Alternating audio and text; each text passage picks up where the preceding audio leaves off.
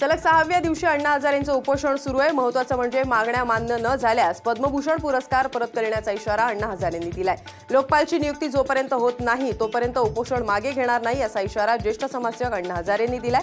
सोबतच स्वामीनाथन आयोगाच्या शिफारशीची अंमलबजावणी करण्याची मागणीही अण्णा हजारेंनी केली।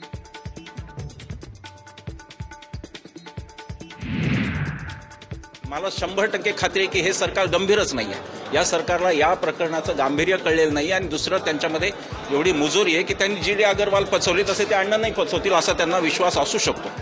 तो जर त्यांना विश्वास असेल तर तो त्यांचा भ्रम आहे। त्यांनी त्या भ्रमातून लवकरात लवकर बाहेर यावं। चर्चा गिरीश महाजनांच्या पातळीवर अण्णांची करणं हा अण्णांचा अपमान आहे असं मी स्वतः म्हणतो आणि ते जाहीरपणे मी म्हणतो की आता चर्चेला मुख्यमंत्री किंवा केंद्रीय मंत्र्यांनी आल्याशिवाय अण्णांनी चर्चा सुद्धा करायला नको असं आमच्या सगळ्यांचं मत आहे।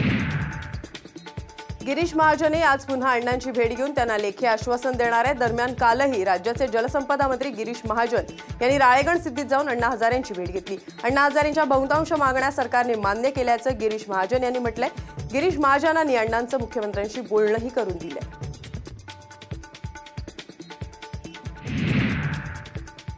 दरम्यान मनसेचे अध्यक्ष राज ठाकरे आज अण्णा हजारेंची भेट घेणार आहेत। राळेगण सिद्धीत जाऊन राज ठाकरे अण्णा हजारेंची भेट घेणार असल्याचं कळतंय।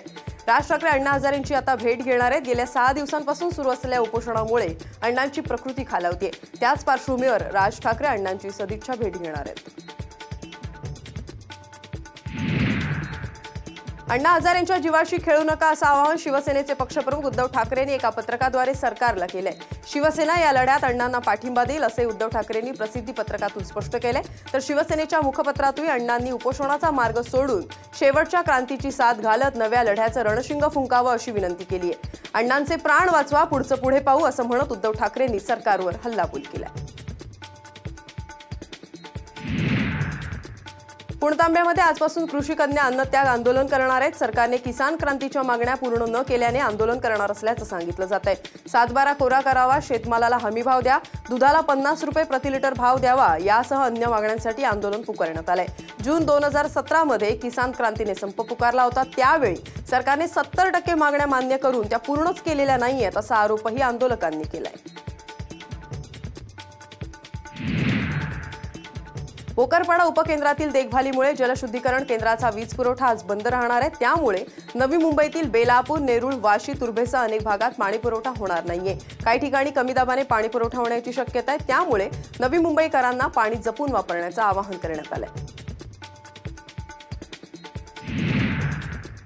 मुंबई महानगरपालिकेच्या सुमारे 1 लाख कर्मचाऱ्यांना लवकरच खुशखबर मिळणार आहे। गेल्या काही महिन्यांपासून प्रलंबित असलेल्या 7व्या वेतन आयोगाच्या शिफारशी त्वरित लागू करण्यासाठी पालिका प्रशासनाने आता अनुकूलता दाखवली आहे। रविवारी या संदर्भात महापौर निवासस्थानी पालिका आयुक्त अजय मेहता, उद्धव ठाकरे आणि पालिका कामगार कर्मचारी संघटनेची एक बैठक पार पडली।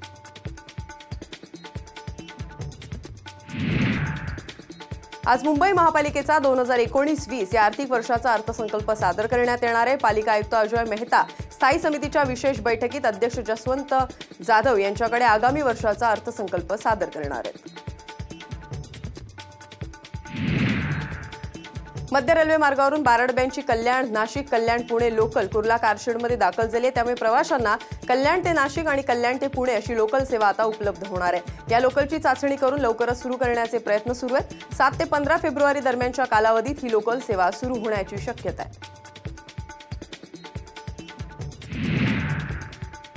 50 किलोमीटर अंतरावर एक हेलिपॅड आणि दर 2 तासांच्या म्हणजे 100 किलोमीटर अंतरावर एक विमानतळ असावं असं लक्ष्य राज्य सरकारने निश्चित केलंय। नागरिकांच्या हवाई प्रवासाच्या सोयीसाठी हा निर्णय घेण्यात येणार आहे। आर्थिकदृष्ट्या मागासांना राज्यातही 10% आरक्षण लागू होणार आहे। मंत्रिमंडळ बैठकीत आरक्षणाला मंजुरी देण्यात आली आहे। केंद्र सरकारच्या अधिसूचनेनुसार आर्थिकदृष्ट्या दुर्बल उमेदवारांना 10% जागा राज्यातही आरक्षित ठेवण्यात येणार आहे। वार्षिक उत्पन्न 8 लाख रुपयांच्या आत आणि 5 एकरांपेक्षा कमी जमिनीची मालकी तसंच राहतं घर 1000 चौरस फूट क्षेत्रफळापेक्षा कमी असणाऱ्यांना शिक्षण आणि नोकरीत हे आरक्षण दिलं जाणार आहे।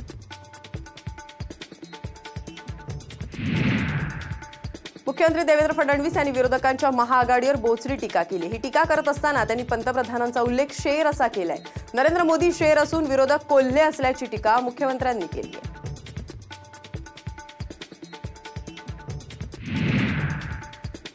किती कितीही जनावरांनी एकत्रित येऊन कळप केला तरी ते वाघाला पराजित करू शकत नाही। शेर तो एक ही होता है। जंगल में कितने भी सियार साथ में आ जाए तो भी शेर को पराजित नहीं कर सकते। अरे हमारे मोदी जी तो शेर है, कितने भी सियार साथ में आ जाए तब भी मोदी जी को पराजित नहीं किया जा सकता।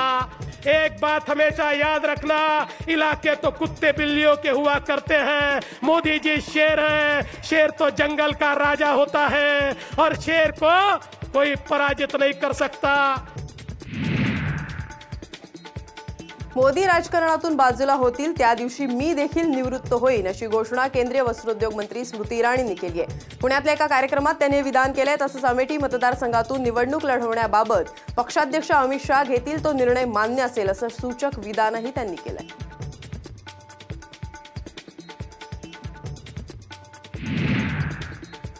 The day Pradhan Sevak Narendra Modi decides that he will hang his boots is the day I will leave Indian politics. I can say this much, that when I fought the election in 2014, some people said Smriti who?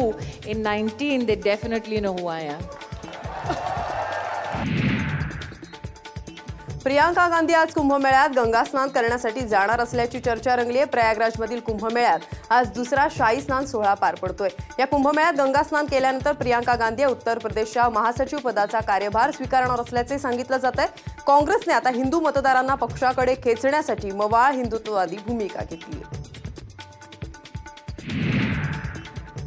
Prayagraj इथे सुरू असलेल्या अर्ध कुंभमेळ्यात आस्थेची डुबकी घेऊन पवित्र स्नान करण्यासाठी अनेक जण दाखल झालेत। आज मौनी अमावस्या असल्याने अनेक आखाड्यांचं पवित्र स्नान पार पडतंय। भल्या पहाटे अनेक भाविकांनी गंगेत स्नान केलं।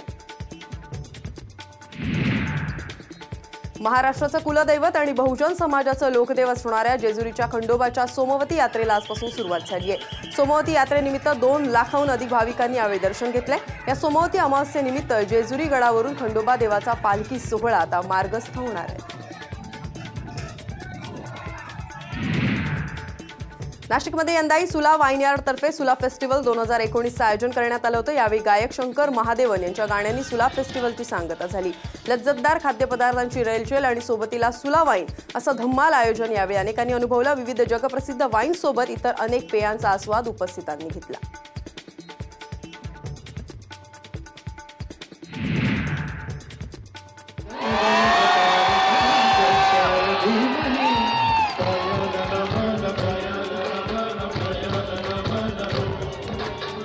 शरीराय गुणवंदिताय गुणेशानाय धीमहि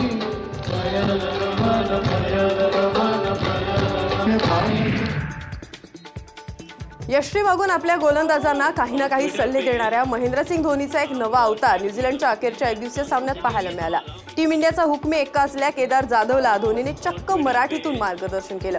न्यूझीलंडच्या धावगतीला ब्रेक लावण्यासाठी गोलंदाजीला आलेल्या केदारला पुढे नको भाऊ घेऊन टाक असा मराठमोळा सल्लाही त्याने दिला।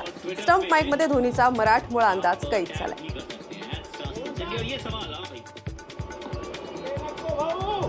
ट्विटर पे आप टैग भी कर सकते हैं और ये सवाल भाई।